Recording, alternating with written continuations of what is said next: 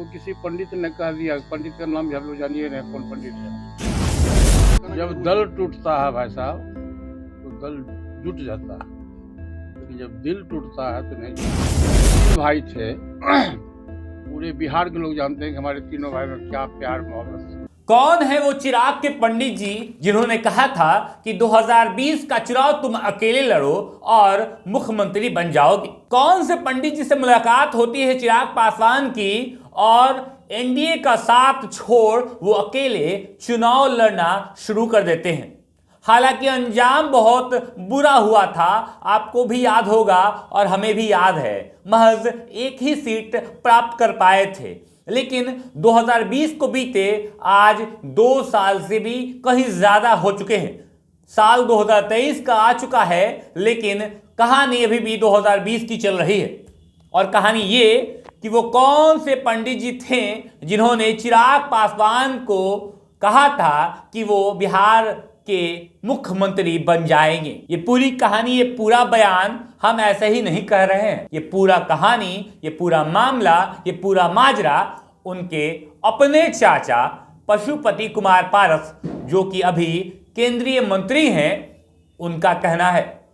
उनका हाजीपुर में कल एक बयान वायरल हो रहा है कि उन्होंने कहा है कि चिराग पासवान को एक पंडित जी मिल गए थे, जिस पंडित जी के कारण उन्होंने एनडीए का साथ छोड़ अकेले लड़ना तय किया था। हालांकि उस वक्त वो दौर, वो दिन आज भी मुझे याद है, जब चिराग पासवान ने बिहार फर्स्ट, बिहारी फर्स्ट का नारा लगाते हुए अकेले चुनाव लड़ने का ऐलान कर दिया था। हालांकि बदला कुछ भी नहीं, महज एक सीट, और अंत में फिर से बीजेपी के खेमे में या बीजेपी के साथ अभी तक नजर आने वाले कोई चेहरा अगर थे और हैं तो वो हैं सिर्फ चिराग। यानी कुल मिलाकर मोदी के हनुमान पहले भी थे और अब भी हैं।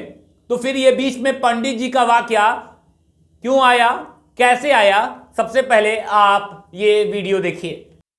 जब दल टूटता है भाई साहब तो दल जुट जाता है, लेकिन जब दिल टूटता है तो नहीं जुटता है। संभावना है क्या कुछ? मेरे हिसाब से तो कोई संभावना नहीं है। आते हैं कहेंगे तो क्या वर्षा जब कृषि सुखाने, संभव है? दल किसने तोड़ा? हम 3 भाई थे, पूरे बिहार के लोग जानते हैं कि हमारे तीनों भाई में क्या प्यार मोहब्बत। क्या कारण है कि बड़े भैया के चले जाने के बाद हमारी पार्टी भी टूट गई और परिवार भी टूट गया। लेकिन अभी आप एक बात सुन लीजिए, हम लोगों का मतभेद किस बात से था?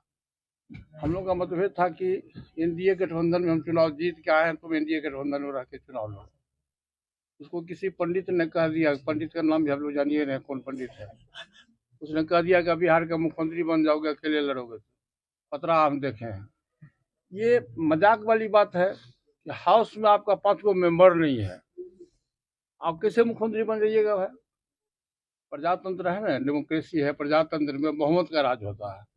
जिसके पास में अधिक सांसद होंगे वही देश का प्रधानमंत्री बनेगा, जिसके पास में अधिक विधायक होंगे वही बिहार का मुख्यमंत्री बनेगा। ये साथ बात है। उनके उसके कहने पर वो पार्टी तोड़ दिए, मगर सर बिहार में तो परिवार तोड़ दिए। आज गांव घूम रहे हैं। क्या बोले आप?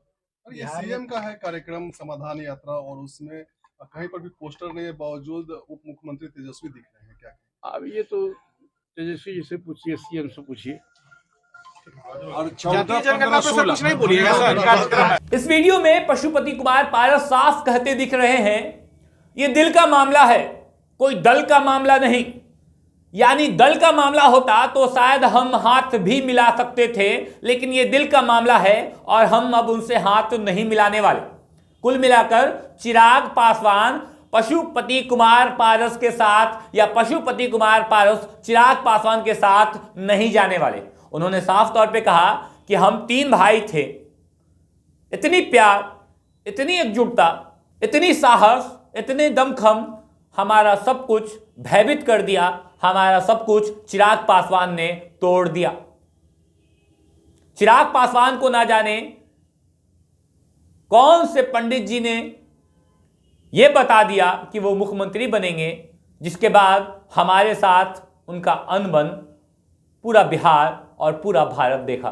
हालांकि ये पंडित जी का जो बयान है वो कहीं ना कहीं सौरभ पांडे के नाम से ख्याल और वाकिफ रखता है, लेकिन इस बात की चर्चा ना वो खुलकर किए हैं और ना ही अभी तक चिराग पासवान के गुट या चिराग पासवान खुद इस बयान का प्रत्यारोप बयान जारी किए हैं।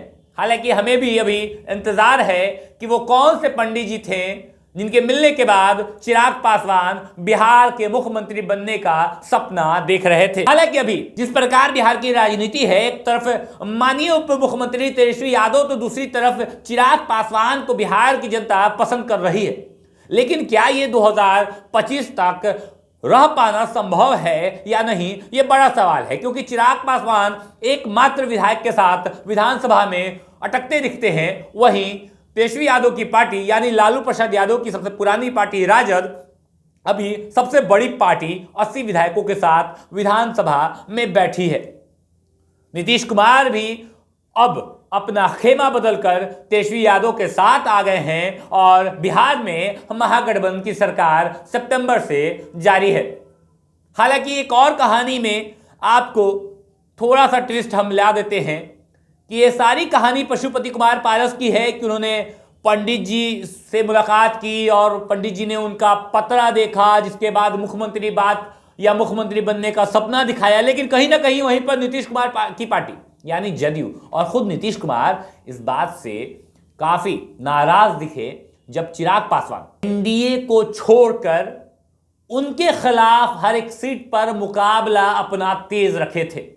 और जैसे ही बीजेपी पार्टी से यानी एनडीए का अलायंस जदयू से टूटा, वैसे ही नीतीश कुमार के जबान से एक बड़ा धमाका हुआ और धमाका यह था कि बीजेपी ने ही चिराग पासवान के साथ मिलकर यह साजिश की थी कि हमें यहां से हराना है, जिस कारण कहीं ना कहीं हमारे पास कम सीटों पर विजयी हासिल कर पाए। हालांकि देखिए पूरा मामला 2020 से जुड़ा हुआ है, लेकिन अब 2023 आ चुका है।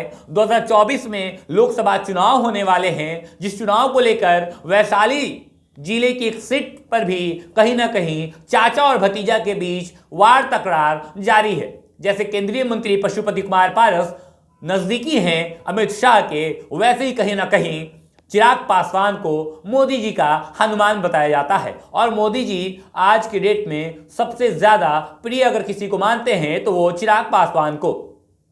तो कहीं ना कहीं ये पूरा मामला 2020 से जुड़ा है या 2024 का एक फनी टच पॉइंट है, ये तो वक्त बताएगा। लेकिन हम कोशिश ये कर रहे हैं कि चिराग पासवान या चिराग पासवान के गुट के कोई भी एक जिनसे हमारी मुलाकात हो और हम उनसे पूछें क्या पंडित जी का पतरा सही निकला या गलत। आप बेधड़क बात देख रहे थे। मेरा नाम वसीम रजा है। धन्यवाद।